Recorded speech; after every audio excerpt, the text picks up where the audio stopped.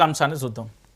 తెలంగాణ రాష్ట్రంలో మరో 2000 కోట్ల అప్పు బాండ్ల వేలం ద్వారా తెచ్చిన రేవంత్ రెడ్డి ప్రభుత్వం ఈ ఆర్థిక సంవత్సరంలో ఇప్పటికే 3 దఫాలుగా ఆర్బీఐ నుంచి 10,900 కోట్ల రూపాయల సమీకరణ చేసిన పరిస్థితి అయితే కనబడుతుంది. నిరుటి అంచనా కంటే 44% అధికంగా అప్పులు చేస్తున్నాడు. రేవంత్ రెడ్డి అధికారంలోకి వచ్చిన తర్వాత ఒక్కసారి తెలంగాణ సమాజాన్ని మళ్ళీ అడుగుతున్నా, ప్రజలందరూ కూడా ఆలోచించాలి. రేవంత్ రెడ్డి ప్రభుత్వం అధికారంలోకి వచ్చినప్పటి నుంచి తెలంగాణ కాంగ్రెస్ ముఖ్యమంత్రిగా రేవంత్ రెడ్డి ప్రమాణ స్వీకారం చేసినప్పటి నుంచి ఎన్ని అప్పులు చేసిండో తెలుసా? తెలంగాణ రాష్ట్రాన్ని అప్పుల కుప్పగా మార్చేసాడు. కల్వకుంట్ల చంద్రశేఖరరావు 10 సంవత్సరాలలో చేసిన అప్పులు ఈ పెద్ద మనిషి వచ్చిన తర్వాత కేవలం 30 నెలలలో అయిపోయింది. ఇప్పటి వరకు కాంగ్రెస్ ప్రభుత్వం ఏర్పడి నుంచి ఇప్పటి వరకు దాదాపుగా 1.58 లక్షల కోట్ల నుంచి 2.30 లక్షల కోట్ల వరకు అప్పు చేరింది. అంటే ఒకసారి మీకు దీనికి సంబంధించి వివరంగా నేను చెప్పే ప్రయత్నం. ప్రభుత్వం ఆర్థిక ప్రకటన చేసింది.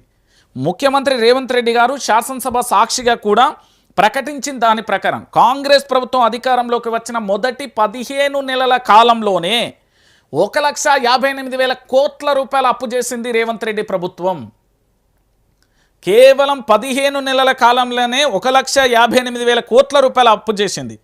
మొత్తం రుణాలు కూడా అంటే విపక్షాల నివేదికలు మరియు సిఏజీ కానీ లేదా ఆర్బీఐ గణాంకాల ప్రకారం అంటే 2025 చివరి నాటికి వివిధ కార్పొరేషన్లు బాండ్ల వేలం అంటే ఆర్బీఐకి సంబంధించి కాంగ్రెస్ ప్రభుత్వం సేకరించిన మొత్తం రుణాలు ఎంత?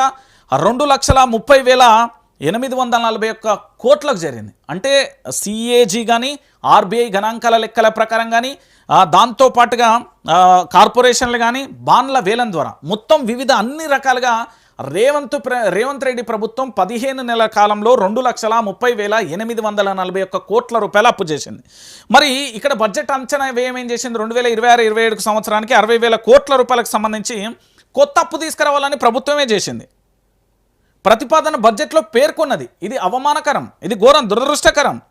రాష్ట్ర ప్రభుత్వం అప్పుల భారంతో దాదాపుగా ఏంటంటే 5.5 లక్షల కోట్ల 5.62 లక్షల కోట్లకు చేరే అవకాశం ఉంటుంది. అంటే ఇంత పెద్ద మొత్తంలో ప్రభుత్వం అప్పులు తేవడానికి కారణం ఏం చెప్పింది? రకరకాలుగా చెప్పే ప్రయత్నం చేసింది. ఎందుకంటే తాము తీసుకున్న రుణాలను 1.5 లక్షల కోట్లకు సంబంధించి బీఆర్ఎస్ ప్రభుత్వానికి సంబంధించి కడుతున్నామని చెప్పింది. కానీ నెట్ డెబిట్ ఎంత కడుతుంది? అది 4,680 కోట్ల రూపాయలు. వడ్డీ ఎంత కడుతుంది? 5,600 కోట్లకు కడుతుంది. దాంతోపాటు దీంట్లో ఏంటంటే రాష్ట్రానికి పూర్తి స్థాయిలో కూడా దీనికి సంబంధించి అభివృద్ధి చేసింది లేదు, ప్రాజెక్టు కట్టింది లేదు, గుడి కట్టింది లేదు, బడి కట్టింది లేదు, రోడ్డు వేసింది లేదు, ఓ లైట్ పెట్టింది లేదు, ఓ డ్రైనేజ్ కట్టింది లేదు, ఇల్లు ఇచ్చింది లేదు, పథకాన్ని అమలు చేసింది లేదు, కొత్త పథకాన్ని ఇదేలే. మొత్తం సర్వం కూడా తెలంగాణ రాష్ట్రాన్ని నాకేస్తున్నారు. గింతే అప్పుల కుప్పగా మార్చేస్తున్నారు. ఇప్పుడు 2026-27 ఆర్థిక సంవత్సరానికి బడ్జెట్కు సంబంధించి 60,000 కోట్ల రూపాయలు అప్పు తీసుకొస్తా అన్నాడండి. ఒకవేళ అంతకుముందు గతంలో ఇంతకుముందు మనకు ఎంత ఉన్నది? ఇప్పుడు 2,30,841 కోట్ల రూపాయలకు వివిధ బాండ్లు కానీ కార్పొరేషన్ల ద్వారా అప్పు అయింది. సో మొత్తం అప్పు ఈయన చెప్పిన ప్రకారం కనుక చూసుకుంటే సో దాదాపుగా త్వరలోనే 5 లక్షల కోట్లు దాటేస్తుంది. సింపుల్గా దాదాపుగా 5,62,000 కోట్లకు చేరే అవకాశం ఉంటుంది. ఇది తెలంగాణ రాష్ట్ర వ్యాప్తంగా కూడా ప్రజలందరూ కూడా ఆలోచించాలి. అప్పుల దిబ్బగా తెలంగాణ రాష్ట్రం పుట్టబోయే బిడ్డకు 10 లక్షల సుమారు 5 లక్షల పైనే అప్పు ఉంటుంది. సో దాని గురించి ఏమైనా సమాధానం చెప్తారా? లేదు. మొత్తం అప్పుల కుప్ప ఆగమాగం ఆడివాడం కుక్కలు చింపిన ఇస్తారా కానీ వెనక సామెత అంటారు కదా, గట్లనే అయిపోయింది ఇవాళ తెలంగాణ రాష్ట్రంలో పరిస్థితి. గదే అయిపోయింది. నేను చెప్పిన ఏ లెక్కలన్నా ఏమైనా తప్పున్నదో అడుగురి రాష్ట్ర ముఖ్యమంత్రి. అప్పుల కుప్ప ఆగమాగం అయిపోయింది తెలంగాణ రాష్ట్రం. నేను చెప్తున్నా కదా, తెలంగాణ రాష్ట్రంలో ఆగమాగం అయిపోయింది.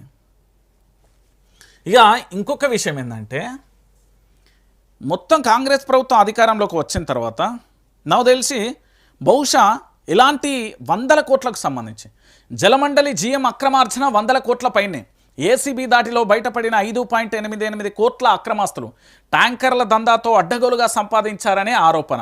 హైదరాబాద్లో మరొక అవినీతి తిమింగలం అవినీతి నిరోధక శాఖ అధికారులు పట్టుకున్నారు. ఆదాయానికి మించిన ఆస్తులు కనుగొన్న ఏసీబీ అధికారులు హైదరాబాద్ జలమండలి జనరల్ మేనేజర్ సగ్గం అనంత లక్ష్మీకుమార్ ఇంటిపై దాడులు జరిపారు. ఈ దాడులలో సుమారు 100 కోట్ల విలువైన అక్రమాస్తులు గుట్టురట్టు చేసినట్టుగా తెలుస్తుంది. లక్ష్మీకుమార్ రెడ్డి హిల్స్లోని డివిజన్ 8లో విధులు నిర్వహిస్తున్నారు. ట్యాంకర్ల ద్వారా నీటి విక్రయించేందుకు రోజు 50,000 లంచం చేసిర్రనేది సంపాదించి రోజుకు 50,000 కొడుకు, రోజుకు 50,000 అట. అంటే నెలకు కమ్సే కమ్ రోజుకు 50,000 అంటే 3×5 = 15. గట్టిగానే ఎత్తాడు సారు. 2 రోజులకు 1,00,000. సో ఒకసారి తెలంగాణ సమాజం మొత్తం ఆలోచించరు. ఎంతలే రోజుకి 50,000 సంపాదన అంటే, రోజుకు లంచం తీసుకుంటున్నాడు అంటే ఇక సార్ సంపాదన ఏ రేంజ్లో ఉన్నదో ఆలోచించరు. ఇంకా ఈ రేంజ్లో సంపాదించినాక ఇక 100 కోట్లు ఏంది, 1000 కోట్లు. ఇంకొకటి ఏంటంటే రేవంత్ రెడ్డి ప్రభుత్వం వచ్చిన తర్వాత పూర్తి స్థాయిలో ఈ అవినీతి శాఖకు సంబంధించిన అధికారులు చాలా మంది కూడా దొరకబడుతున్నారు. తెలంగాణలో కాంగ్రెస్ ప్రభుత్వం అధికారంలోకి వచ్చినప్పటి నుండి అవినీతి అధికారులకు సంబంధించి ఏసీబీ అధికారులు సోదాలు చేయడం దొరుకుతున్న పరిస్థితి. నిన్నటికి నిన్న ఈయన 100 కోట్లతో దొరికిందా? రోజు ఎక్కడో ఒక చోట అంటే రేవంత్ సర్కార్లో ప్రభుత్వంలో అవినీతి భారీగా జరుగుతున్నది. ఇది అంటే దీనికి ఒక ఉదాహరణగా కూడా చెప్పొచ్చు. ఎందుకంటే ప్రభుత్వానికి సంబంధించి నిఘా నీడలో ఒక క్రమశిక్షణ లేకుండా అది ప్రతిదానికి లంచం. ఇది నేను చెప్పిన మాట కాదు. ఇవాళ ఈరోజేమో రేపో ఇంకేవలో కాదు. దాదాపుగా చాలా వరకు కూడా ఈ జలమండలికి సంబంధించి 100 కోట్ల ఆస్తులు ఉన్నాయి కదా. ఏసీబీ అధికారులు దాదాపుగా 1.10 కోట్ల నగదు అంటే 1,10,00,000 నగదు, 1.5 కిలోల బంగారాన్ని ఈ అవినీతి దొర దగ్గర దొరకబట్టిలు.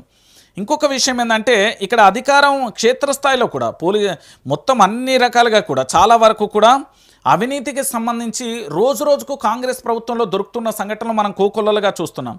అంటే గతంలో జేడీ లక్ష్మీనారాయణకి సంబంధించిన వాళ్ళ టీం కూడా పైసా ఇవ్వంది ఫైల్ కదలదు అంటూ కూడా వాళ్ళ సంబంధించిన ఒక టీం కూడా చెప్పింది. కాంగ్రెస్ ప్రభుత్వం అంటేనే అవినీతికి కేర్ ఆఫ్ అడ్రస్ అని. సో ఇప్పుడు తెలంగాణలో కూడా అదే జరిగిపోతుంది. ఇక్కడ ఓన్లీ మీరు ఒక్క జలమండలే కాదు, చాలా వరకు ఉన్నాయి. ఎందుకంటే ఎక్కడైనా తెలంగాణలో పూర్తి స్థాయిలో కూడా ఎక్కడికి వెళ్ళినా కూడా ఇదే అంశం. మొత్తం తెలంగాణలో అవినీతి. ఇంకొకటి గతంలో కేటీఆర్ కూడా ఉన్నాడు. ఆర్ఆర్ ట్యాక్స్ అని, కమిషన్ల రాజ్యం అని, ఢిల్లీ మూటలని, మొత్తం ఇవే జరుగుతున్నాయి కదా. అదే చెప్తున్న వాదన. ఆర్ఆర్ ట్యాక్స్ అని, ఢిల్లీ మూటలని, దాంతోపాటుగా కమిషన్ల రాజ్యం నడుస్తుందని గతంలో చెప్పిల్లు. దానికి ఉదాహరణగా అనుకోవచ్చు. ఇగో గిట్లా సంపాదిస్తాలా అధికారులు. ఒక్కొక్కరేమో తెలంగాణ రాష్ట్ర వ్యాప్తంగా పూర్తి స్థాయిలో ఏంది ఉద్యోగ అవకాశాలు లేక అల్లాడిపోతున్నారు నిరుద్యోగులు.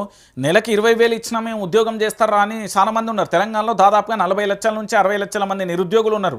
నిరుద్యోగులు అందరి వాదన ఏంది, నిరుద్యోగుల బాధ ఏంది, నిరుద్యోగుల పోరాటం ఏంది, ప్రభుత్వానికి ప్రజలకు మధ్య వారధిగా ఉండే ప్రభుత్వ సంస్థలు ఏవైతే ఉన్నాయో అలా మేము పనిచేయడానికి సిద్ధంగా ఉన్నామని వాళ్ళు చెప్తున్న పరిస్థితి కనబడుతుంది. మరి దానికి సంబంధించి పూర్తి స్థాయిలో జలమండలికి సంబంధించి ఈ జీఎం అక్రమార్జన ఏదైతే ఉందో 100 కోట్ల పైన ఉన్నది అంటే మొత్తం రాష్ట్రంలో పూర్తి స్థాయిలో అందరి మీద ఏసీపీ రైళ్లు చేసుకుంటూ పోతే ఇక ఒక సినిమానే కనబడుతుంది. అదేంది శివాజీ సినిమాకు మించి కనబడుతుందేమో బహుశా. గట్లనే ఉన్నది. సో రేవంత్ రెడ్డి వచ్చిన తర్వాత అక్రమార్జనకు బాగా అలవాటు పడిపోయారు. రేవంత్ రెడ్డి ప్రభుత్వం వచ్చిందని ఏంది ప్రభుత్వానికి సంబంధించి ఎవరు పట్టించుకుంటా లేదు. ఇప్పుడు ఏది సెక్రటరియట్లో 12 దాటినా 3 దాటినా ఐఏఎస్ ఆఫీసర్లు దొరుకుతలేరు. ప్రజల కష్టాలు చెప్పుకుందామంటే 3 గంటల తర్వాత టోకెన్లు ఇస్తారు. 3 గంటల తర్వాతనే పోవాల్సిన పరిస్థితి ఏర్పడింది.